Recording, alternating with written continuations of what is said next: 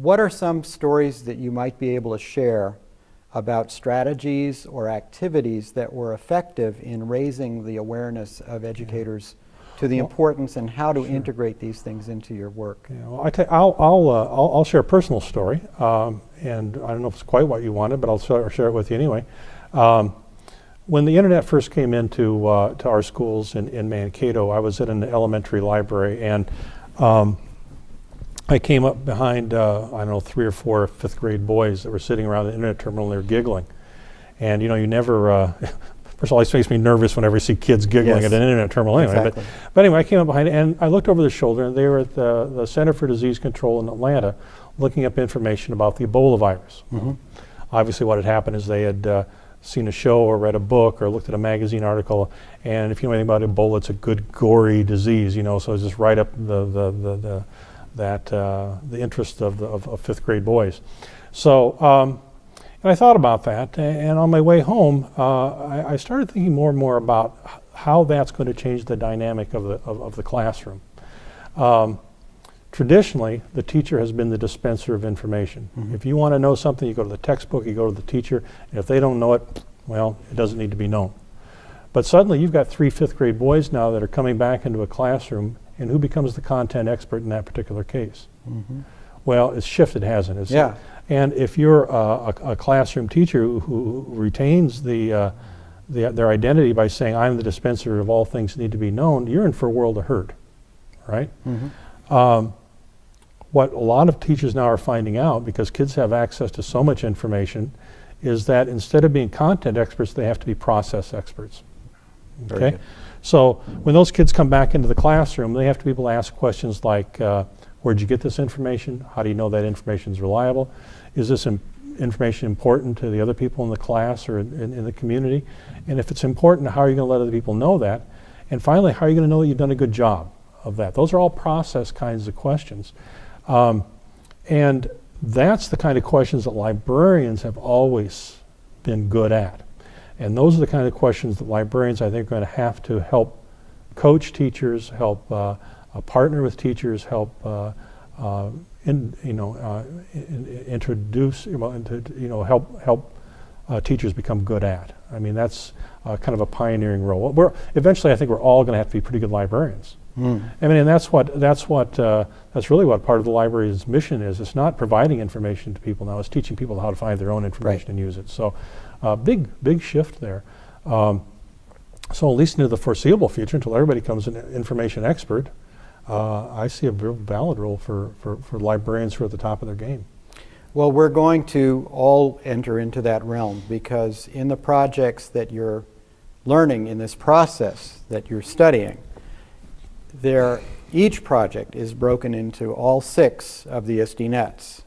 And that means that every one of them is going to, for the very third one, be looking at research and information fluency and on how these skills are required for you to design the project and for your students to carry out the project and for both of you to evaluate the success of the project.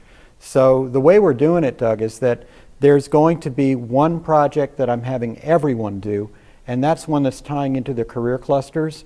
So the people who are focusing on English are going to be looking at how language and communication show up in all 16 career clusters. The ones who are dealing with math are going to look at the areas that does, science and geography as well. And ultimately, you can't do any of those tasks without no one can be an expert learner who hasn't integrated these skills. Sure. And we can't expect the students to do it if we haven't at least gone down the path a bit. So they're all going to do the one on their career clusters, then they're going to do one that I've selected from each of their domains, and then they're going to select one themselves from the 84 different examples that were there from the partnership. Sure. So I think it's going to be an exciting new way for us to try to distribute that. Do you have any guidance or suggestions or things that can help educators, regular classroom teachers, build their confidence if this isn't something they've been exposed to before? Well, I don't know about building people's confidence. It's not just the library, but I think the entire nature of research we see has to change. David Lurcher is one of the experts in our field, and he calls them no more bird units, where you pick a bird and you go out and you talk about its color and its habitat and things like that. Where we're seeing the most violent and worthwhile kind of research being done, it has some different characteristics. First, it's authentic research. You're not out looking for the right answer. You're out trying to answer a question that neither the student nor the teacher really knows the answer to. Which makes it a lot more interesting for the teacher actually as well too. So you're not fishing for the one right answer. You're really generally trying to answer a question or solve a problem that doesn't have a set answer. The other thing is we're finding that with this generation of students, relevance is so critical. And in order to make research relevant, students have to have a great deal more choice than they would have had in the past. Mm-hmm. So pick a real question, pick a question that has interest and relevance to you. That's certainly another thing. The third thing is how do you evaluate the process.